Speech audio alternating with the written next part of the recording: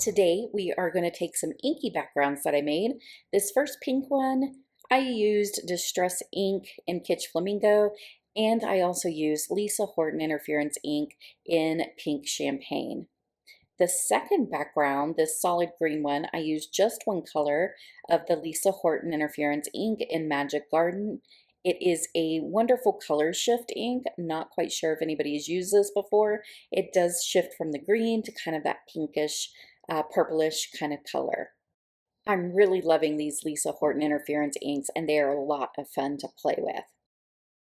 This is a new to me set. It is the Pink Fresh Studio Joyful Day set, and I think this is going to be so versatile and something I can use over and over and over again.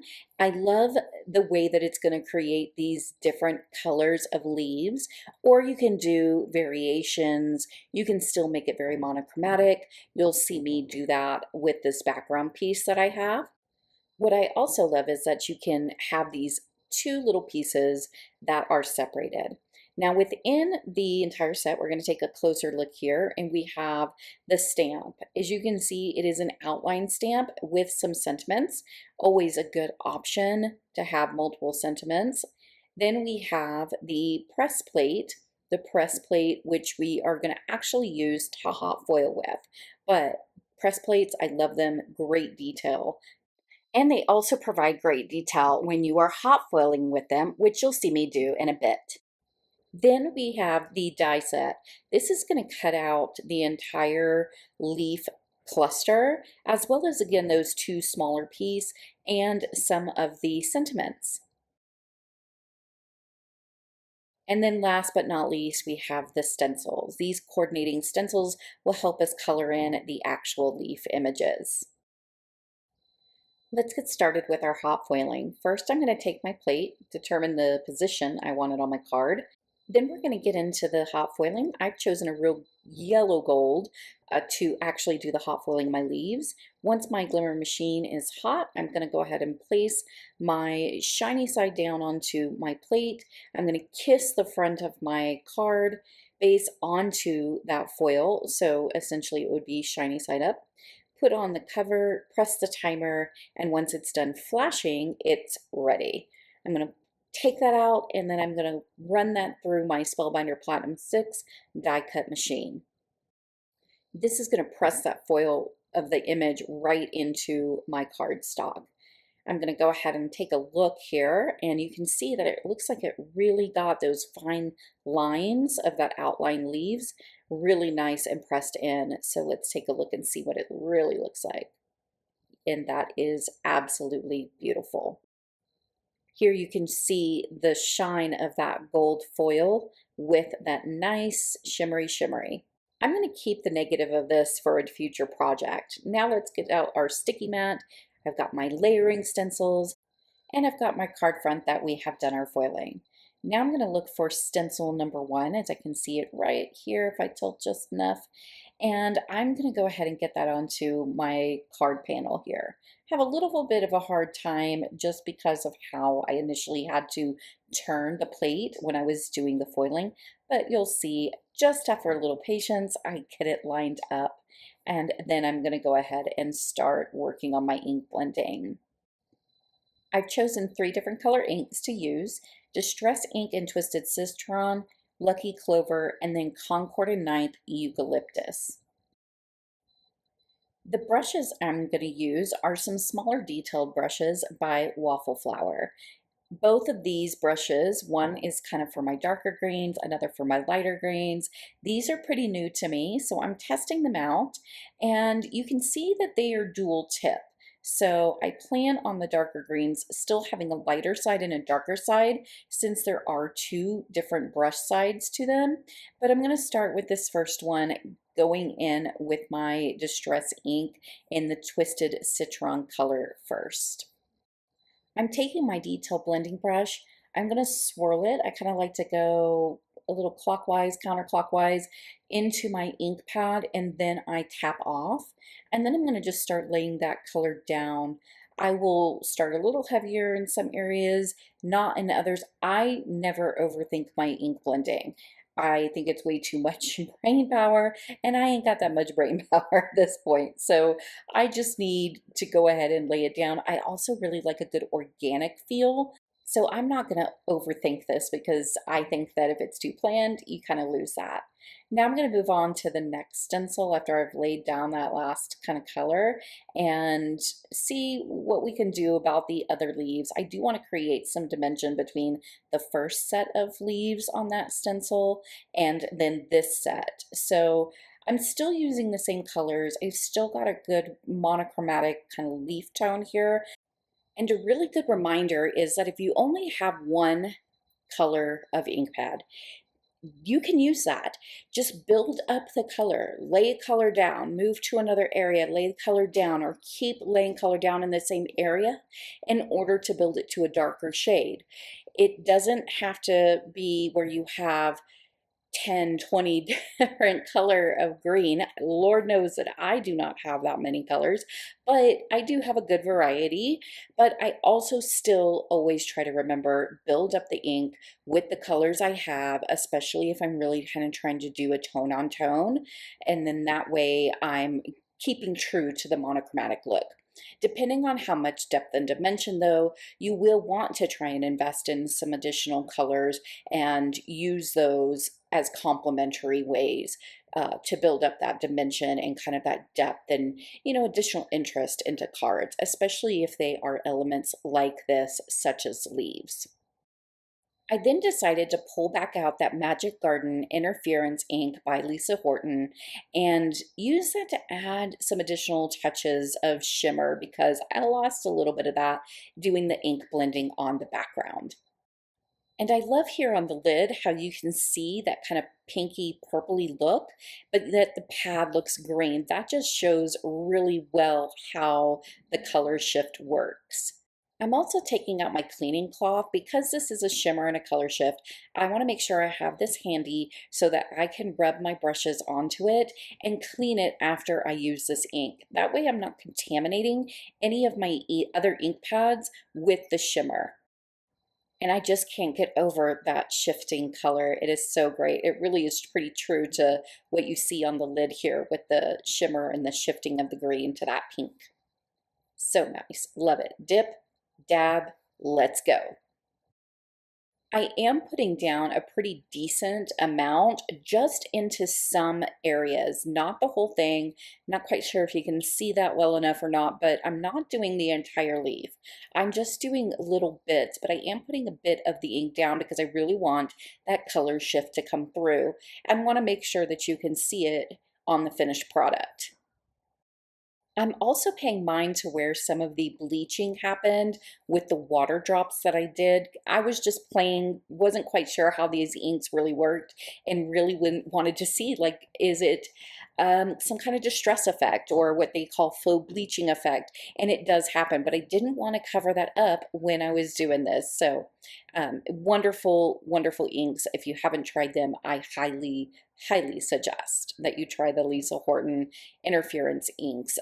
There's quite a few of them out. I know that there's some matte blending inks as well, but look at that absolutely beautiful shimmer, shine, and then the variation. Look at the different inks coming together, very monochromatic, but still so beautiful. And even with the bleaching, it just still gives it a green. It's not completely white, but it's there and just kind of highlights those areas. And I absolutely love it.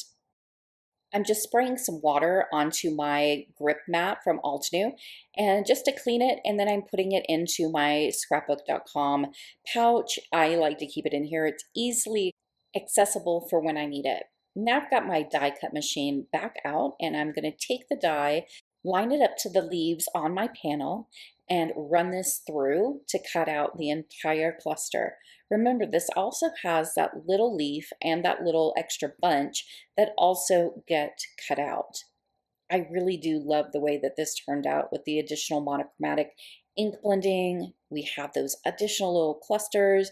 The foiling on it just adds that little detail. So beautiful. And it looks so wonderful against this pink background that is going to actually complement the creation of our card. I'm careful in pulling out the leaf cluster as I don't want to rip any of the branches. However, if you did, there's always a fix for that. And then I'm going to go ahead and I'm going to take my pink panel and I'm going to use a piercing plate just to add another little layer of depth and dimension and interest, just so it kind of also, in my opinion, breaks up the faux bleaching that ended up happening on the back of this card. So I run that through, and here you're going to be able to see what that panel looks like with the piercing elements, and it takes it from hot mess to just hot. And now we're ready to do our assembly. So I've got my pink panel that's pierced. I'm also going to be using some cutouts that I already have, and we're going to arrange them onto our card. So these elements, I had some leftover paste I didn't want to go to waste. So I cut out a whole bunch of like floral elements, leaf elements, other little bits and bobs that you can see we can use as flowers and adding dimension and sparkle and just being other elements onto our cards. You can also layer them accordingly. So I don't have to use just one piece. I can add on this other bit, and it's going to create another element of interest. I'm using Barely Arts liquid adhesive. I'm sorry that is off screen, but it's just kind of the way that this video went. And I'm gluing down the centers that I want to have for my card and adding those onto the base pieces. You can see I'm also looking at the different colors of the elements and how they are going to look with each other element. So this black piece, for example, I'm bringing in some of that pink from the background and I'm adding it and bringing it to the foreground. It's still going to look great. And now I'm taking my leaf cluster to determine where on my panel I want them to be placed, knowing that I have those flowers that I'm going to add towards that bottom right. My leaves are coming off the side. I don't care about that, but I am going to adjust it just slightly. I know I want that little bit that I kind of had a little oopsie on, and I know I'm going to cut that off anyway. So I'm good with the placement and it being off the card and then cutting it off. You'll see I added some mint tape down onto my card panel. This is so I can keep the placement of my leaf cluster and know exactly where I want that bottom stem to align when I'm actually placing it onto my card. I'm adding some liquid adhesive. Again, I use the Barely Arts liquid adhesive. I absolutely love it. It's my favorite. And I'm putting a pretty generous amount just because I don't want any of my leaves on this piece to actually come up. And then I'm going to lay it flat onto my card. I push it down firmly, remove my tweezers, pull up my mint tape, and make sure that it's all nice and exactly flat and adhered, dried nicely, and that looks absolutely beautiful. It looks like it's going to frame those flowers really, really well. And now I'm going to take my trusty scrapbook.com scissors. I'm going to cut off that one little piece. Snip, snip, bye-bye, away it goes. I'm now going to work on the placement of my three flowers. I've got the black one with the pink, then I've got the white one, and then I've got that teal or bluish one. And I'm going to start with the black one. I know I want to put that with some foam adhesive to really pop it up. My adhesive is an off-brand. I've had it for so many years. It still works really, really well, surprisingly, but it's just a brand that I have no idea what it is, and I'm not ever wasteful, so I'm going to use it. So I want to use that, pop up the black flower so that it has some additional depth and dimension there. And then I'm trying to determine, do I like the white and the purple, or do I like the gold with the blue? Which do I really like? And so I decide on the white, and then I'm actually going to tuck it underneath the black. So with that, I'm kind of like, yes, this is great. This is the placement that I want. I'm using some of my Barely Arts adhesive glue and then putting that on the back, just kind of in the center, and popping that right underneath those black flowers, snipping off some extra strips there. There's nothing that I'm doing that is like, ooh, what is she doing off camera? That's so miraculous. Nothing. With the blue one, because the petals are a little bit smaller, the center is a little bit smaller, I'm taking the rectangle foam adhesive And I'm cutting that down a bit and then just adhering it to each of the petals, as you can see here. And then I'm going to plop that onto my card after removing, of course, the adhesive backing, which is what I'm doing here in that bottom left-hand corner of the screen. And then I'm just going to determine, like, how do I want to turn this? Do I want it up a little bit, down a little bit? You know, how on the line do I want it? I don't like things being in a complete line, but I didn't want it to be a diagonal either, which is why it kind of has that little swoop effect, at least to my eye. I bet you thought I forgot about my little clusters. Here I'm trying to determine, do I want to stick them under some of the petals? Do I want to put it in this kind of blank spot up there, which is I think what I want to do. However, before I really do that, I'm going to determine what I want to do with my sentiment. So I'm going to use this sentiment down here on the bottom. There are several sentiments that we can use from this set, but I decide to use the I hope today brings you great joy sentiment from the set. So I pull out my Misty stamp tool, which has my waffle flower grip mat in it. I'm taking a piece of cardstock that is just a scrap piece, laying it in there, making sure that it's at the bottom and really good and aligned. And then I'm lining up my stamp, making sure that it's straight onto my scrap piece, bringing out my Altenew Obsidian ink, which is my favorite really crisp black ink pad to use when I'm doing sentiments. Stamp that a couple of times, and then I'm going to work on embossing, getting my tool out of the way. I'm taking my stamped sentiment here, putting some clear embossing powder over it, getting out my heat tool, which is actually an embossing tool that I have. And then I'm going to use that to melt the powder until it's nice and shiny, looks really good. I see that it's all smooth, and then I've got my sentiment all completed. Here it is, nice and crisp, shiny with that embossing powder. Now I need to cut down my sentiment. Since it's on this large piece of scrap paper, I need it to actually be a dimension that's going to fit on my card and nicely. So I'm pulling out my Tim Holtz mini trimmer and I am cutting it down, and then I'm going to turn it and I'm going to cut a bigger piece off that other side, and I'm going to use that as an arm.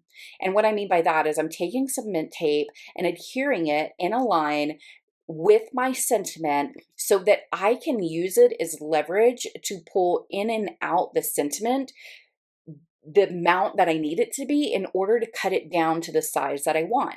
Because it can be hard when that lip on the bottom of the trimmer doesn't come all the way out, understandably so, because it would be a blocker to actually trimming, but you want to keep your sentiment straight. There's nothing to align it to, and I find it a little difficult. So here you can see where I'm taking that mint tape, reattaching it at the bottom where that ledge is, and then using that arm to pull in and out the sentiment where I need it to be in order to actually have a nice straight cut with my trimmer. Flipping it over, doing it the same way on the other side, making sure both pieces of the sentiment cardstock as well as my arm are flat against that ridge at the bottom. And there we have it. Now I'm going to take my card panel and figure out, where do I want my sentiment? Do I want it towards the bottom? But then I'm like, I don't think on the flowers or near it, it's going to get lost in my opinion. And I don't want to take too much away from those flowers. I think they're really beautiful.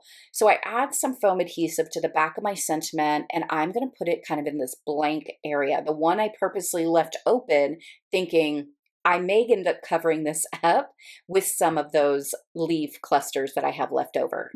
I go off screen just to align the sentiment, make sure that it is really straight before I stick it down really good. And I'm loving the way that it looks in contrast with the overall card and those flowers that I used paste on cardstock and then cut out. I'm trying to think if I need some additional dimension of leaves. I could cover this white bit with another little piece from that cluster, have some additional shine behind there. But I decide against using any of the additional cutouts that I have and pasted sparkly bits, I should say, from my stash. And I decide I just want to have this additional cluster here, and it fits so perfectly. So I'm going to take my Barely Arts liquid adhesive, and I'm gonna go ahead and tack this down. Now, I'm have a hard time with tweezers sometimes, so you're gonna see that I take my tweezers away and I'm just gonna use my fingers. I actually found that I was able to get it in the position that I really wanted it to, and because I wanted to kind of curve that top leaf, it allowed me to do that a little bit better. And then I decide, hey, I actually want to add some gold drops to this. So that is what I'm going to do right in the center of these flowers. The drops I'm using are Gina K Designs Crystalline drops in Midas Touch. I like how this gold really acts well and plays well with the golds that we already have going on. It adds a little different dimension and kind of a finishing touch, in my opinion, to the flowers that are on the card. So I felt the centers just needed an extra little something or other. Now I'm going to take my card, I'm going to tap it, tap it, tap it, and that's going to help round out the drops that I put on. Sometimes they leave a little point, and I didn't want that. I'm grabbing my scissors, which are from scrapbook.com, and I'm cutting off, snip, snip, bye-bye, that little bit of leaf from the added leaf cluster that we put on just a little bit ago. This card, I think, turned out so nice. I hope this video inspired you to use some of your own stash, to take those inky backgrounds that you think are a hot mess and realize that something beautiful can be made from it, using your product before it goes to waste. So if you have that paste that is starting to dry, smear it on the cardstock and cut things out of it that you know you can use and add as filler. I love these Lisa Horton Interference inks, the Pink Champagne, the Magic Garden. I think they really add some great touches, as well as those distress inks that I used on the background. Thank you for joining me during this video where we create art through emotion. I hope you join me again in the future. Take care. Thank you for supporting me by subscribing, liking, commenting, and sharing this video.